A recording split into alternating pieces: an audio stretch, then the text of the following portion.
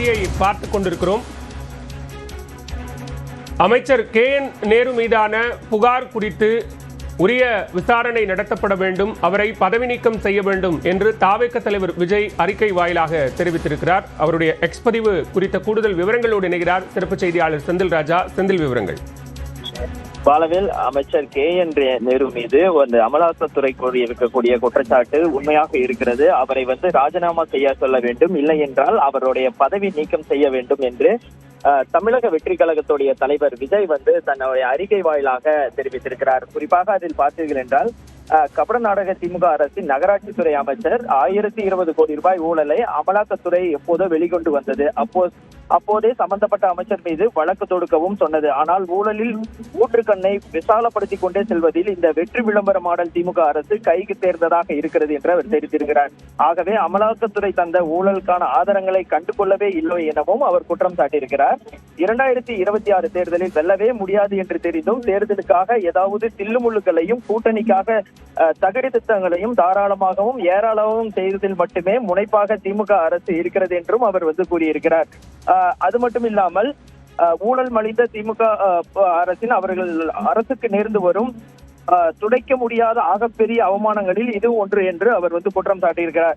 ஏற்கனவே டாஸ்மாகில் 1000 கோடி ரூபாய் அளவில் ஊழல், இப்போது நகராட்சி துறையில் 1020 கோடி ரூபாய் ஊழல். அமலாக்கத்துறை அவிழ்ந்துவிடும் திமுக அரசின் ஊழல்கள் எல்லாமே ஆயிரக்கணக்கான கோடிகளில் உள்ளன. மன்னிக்கவே முடியாத அளவிற்கு ஊழல் மலிந்த திமுக அரசை வருகின்ற தேர்தலில் தூக்கி எறிந்து விசிலடித்து கொண்டாட போகிறார்கள், மக்கள் காத்திருக்கிறார்கள் என்றும் விஜய் தன்னுடைய அறிக்கை வாயிலாக கூறியிருக்கிறார். பாலவே, விவரங்களுக்கு நன்றி செந்தில்.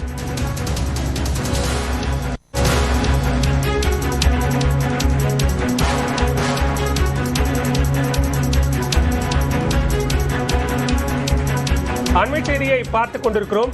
முன்னாள் முதலமைச்சர் O பன்னீர்செல்வம் சபாநாயகர் அப்பாவுவை அவரது அலுவலகத்தில் சந்தித்து பேசியிருக்கிறார். காலை முதலமைச்சரை சந்தித்து பேசிய நிலையில் தற்போது சபாநாயகரையும் சந்தித்து பேசியிருக்கிறார். கூடுதல் விவரங்களோடு இணைகிறார் சிறப்பு செய்தியாளர் அபினேஷ். விவரங்கள், இந்த சந்திப்பின் பின்னணி என்ன? பாலவேல், முன்னாள் முதலமைச்சர் O பன்னீர்செல்வம் இன்று ஒரே நாளில முதலமைச்சர் மு க ஸ்டாலினை 2 முறை சட்டப்பேரவையில் சந்தித்து பேசியிருக்கிறார். குறிப்பாக இன்றைக்கு 16வது சட்டப்பேரவையின் இறுதி நாள். இந்த கூட்டத்தொடரை முன்னிட்டு அனைத்து சட்டமன்ற உறுப்பினர்களும் அமைச்சர்களும் முதலமைச்சரை கூட்டத்தொடர் முடிந்த பிறகு புத்தகங்கள் குறித்து மரியாதை தங்களுடைய நன்றிகளை தெரிவித்துக் கொண்டாங்க. அப்போது O பன்னீர்செல்வம் மற்றும் அவரது ஆதரவு சட்டமன்ற உறுப்பினர் ஐயப்பன் ஆகிய இருவரும் மீண்டும் முதலமைச்சரை சந்தித்து பூங்கொத்து கொடுத்து தங்களுடைய நன்றிகளை தெரிவித்துக் கொண்ட நிலையில தற்போது O பன்னீர்செல்வம் மற்றும் அவரது ஆதரவு சட்டமன்ற உறுப்பினர் ஐயப்பன் ஆகிய இருவரும் சபாநாயகர் அப்பாவுவை அவருடைய அறையில் சந்தித்து பேசி வருகின்றனர். குறிப்பாக தற்போது அப்பாவு மற்றும் முன்னாள் முதலமைச்சர் O பன்னீர்செல்வம் ஆகிய இருவரும் தனியே அமர்ந்து ஒரு அறையில் பேசிக் கொண்டிருக்கிறாங்க. குறிப்பாக நாளை தினம் முதலமைச்சர் மு க ஸ்டாலின் மதுரையில் ஒரு நிகழ்ச்சிக்காக செல்ல இருக்கிறார்.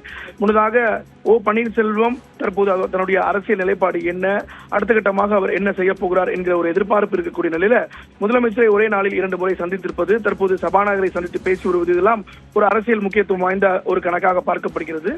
இந்த நிலையில இந்த சந்திப்பு இன்னும் சற்று நேரத்தில் முடிந்ததற்கு பிறகு செய்தியாளர்களை சந்திப்பார் O பன்னீர்செல்வம் என்றும் எதிர்பார்க்கப்படுகிறது. பாலவேல், விவரங்களுக்கு நன்றி அபினேஷ்.